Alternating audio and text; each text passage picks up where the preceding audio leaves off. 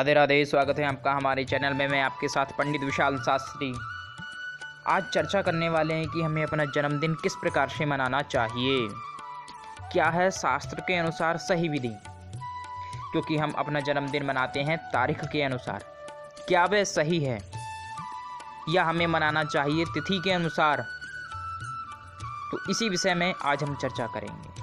क्योंकि हमारा जन्मदिन हमारे आने वाले वर्ष को लेकर, उसकी प्रगति उन्नति को लेकर ही हम अपने जन्मदिन को मनाते हैं, जन्मदिन पूजन करते हैं। तो क्या है सही विधि, क्योंकि अगर हमारा जन्मदिन पूजन सही है, उत्तम है, तो आने वाला वर्ष हमारा मंगलमय रहेगा। तो चलिए सबसे पहले जान लेते हैं आज का पंचांग। आज दिन सोमवार, आश्विन माह शुक्ल पक्ष, पंचमी तिथि रात्रि 11:41 तक रहेगी। इसके पश्चात षष्ठी तिथि आरंभ होगी।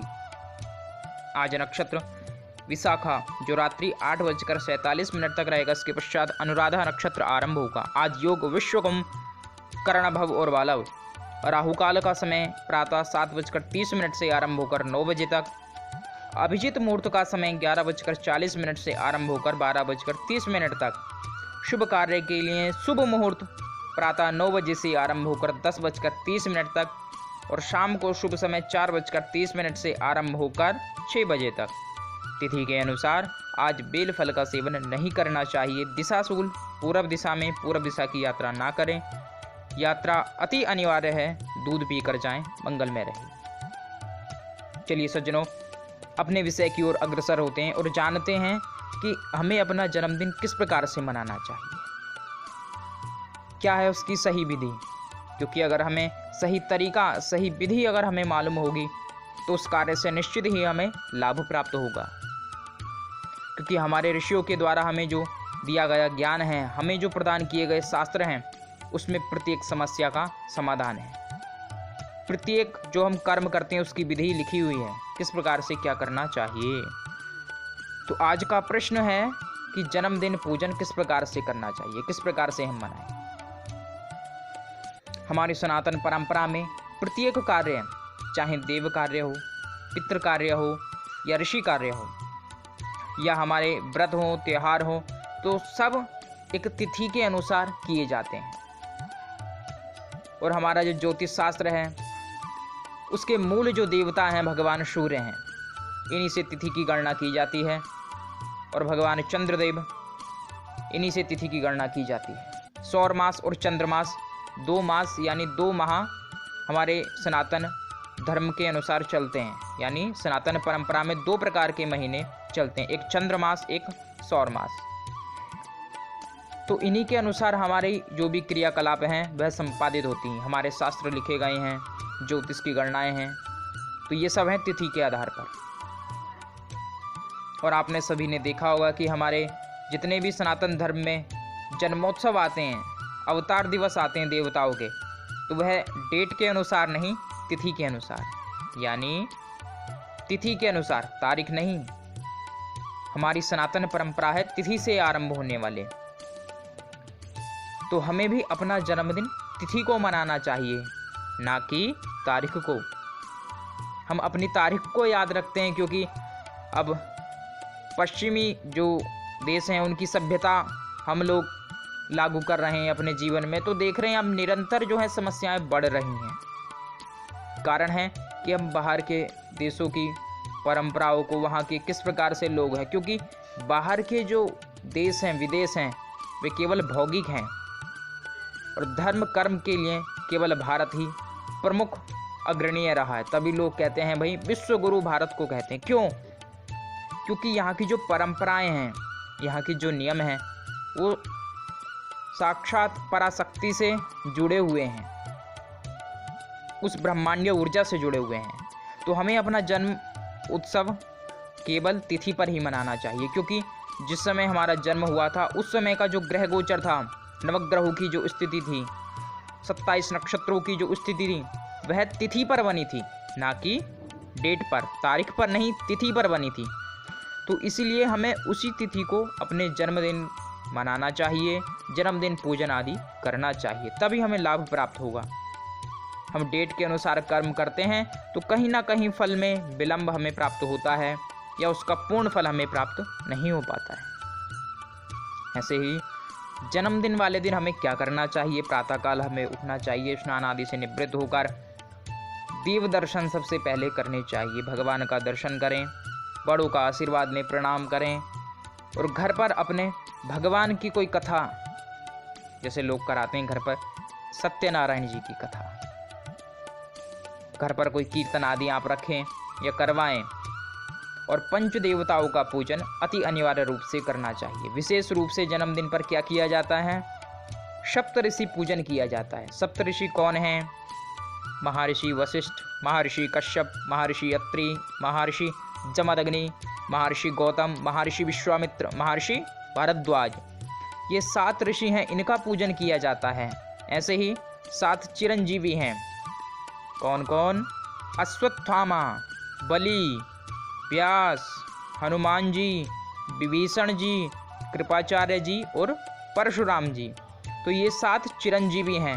और 8वें मार्कंडेय जी, जिन्होंने भगवान महामृत्युंजय जो देव हैं, भगवान शिव, उनके जो अमृत तुल्य मंत्र है यानी महामृत्युंजय मंत्र, उस मंत्र को जप कर उन्होंने भी अमृतत्व प्राप्त किया, यानी वह भी चिरंजीवी हो गए हैं।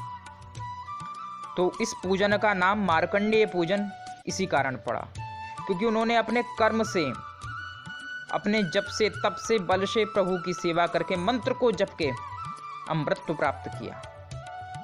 क्योंकि उनकी केवल आयु 8 वर्ष की कही गई थी, लेकिन गुरु का मार्गदर्शन यानी नारद जी ने मार्गदर्शन दिया उनके पिता मार्कंडू जी को, और उनके पुत्र मार्कंडेय जी ने उस मंत्र को जपा और वह भी चिरंजीवी हुए। तो इसलिए इस दिन महामृत्युंजय मंत्र का भी जप अवश्य करना चाहिए। यथा सामर्थ्य आप 108 बार कर सकते हैं, 5 माला, 7 माला, 11 माला, जितना हो सके महामृत्युंजय मंत्र का जप करना चाहिए। और हमें जन्म वर्ष के अनुसार घी के दीपक अपने पूजा घर में या कोई पास में देवालय है, कोई मंदिर है, वहाँ जाकर भगवान को प्रसाद आदि का भोग लगाकर उतने दीपक प्रज्वलित हमें करने चाहिए। हम 5 वर्ष के हो गए तो 5 घी के दीपक लगाएं, 11 वर्ष के हो गए तो 11 दीपक प्रज्वलित करें। तो इसी प्रकार से जन्मदिन के अनुसार हमें दीपक प्रज्वलित करने चाहिए। पश्चिमी देशों की हमारे ऊपर सभ्यता ऐसी चल पड़ी है कि हम मोमबत्तियाँ जलाते हैं जन्मदिन के दिन और फिर उनको बुझा देते हैं। तो आप विचार कीजिए, क्या किसी प्रज्वलित चीज़ को जो प्रकाश कर रही है, क्या उसको बुझाना सही है?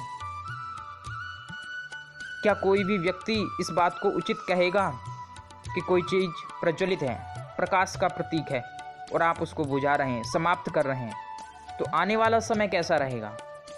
क्या आप सोचते हैं कि उन्नति प्रदायक होगा? क्या आप सोचते हैं भाग्यकारी होगा? क्या आप सोचते हैं लाभप्रद होगा? आप स्वयं विचार कर सकते हैं। तो हमें किसी भी चीज़ को बुझाना नहीं है, रोकना नहीं है, समाप्त नहीं करना, प्रज्वलित करना है, प्रकाशित करना है। आने वाले वर्ष में कुछ नवीन करना है तो दीपक को प्रज्वलित करें, कभी भी बुझाएं नहीं, न दीपक न मोमबत्ती।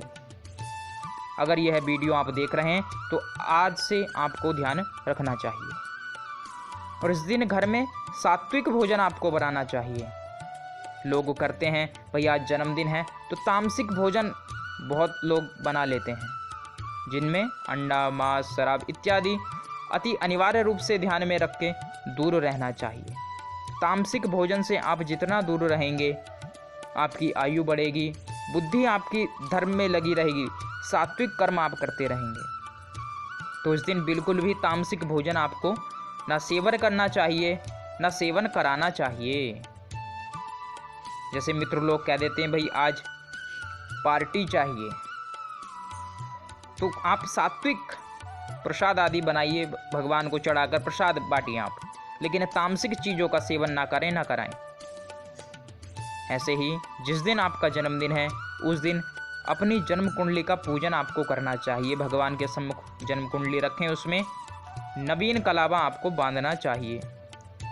अगर आप घर पर पूजन करा रहे हैं तो ब्राह्मण देवता से वार्षिक फलादेश सुने, और कोई ग्रह, किसी ग्रह का हमारे ऊपर नकारात्मक प्रभाव है आने वाले समय में, तो उसका आप दान कर सकते हैं। और इसी दिन भगवती दुर्गा के एक स्वरूप यानी षष्ठी देवी का पूजन किया जाता है। उसके पश्चात एक रक्षा ग्रंथि बनाकर बच्चे के दाहिने हाथ में बांधी जाती है, जिससे बच्चे को दीर्घायु की प्राप्ति होती है, ज्ञान में वृद्धि, यश में वृद्धि, मान सम्मान में वृद्धि प्राप्त होती है। तो इस प्रकार से हमारी सनातन परंपरा है कि इस प्रकार से हमें अपना जन्मदिन मनाना चाहिए। अगर आपने वीडियो देखी है तो आप इस बात को अपने जीवन में लागू करें, तब आपको बड़ा आनंद आएगा और मन में एक प्रकार की शांति, सकारात्मक ऊर्जा आपको प्राप्त होने लगेगी। तो ऐसे ही ज्ञानप्रद वीडियो के लिए चैनल को सब्सक्राइब कर लीजिए। वीडियो अच्छी लगे अपने इष्ट मित्रों को भेजें, प्रेषित करें और सनातन धर्म के मार्ग से आप हमेशा जुड़कर रहें। आनंदित रहिए, प्रसन्न रहिए। जय जय श्री राधे श्याम।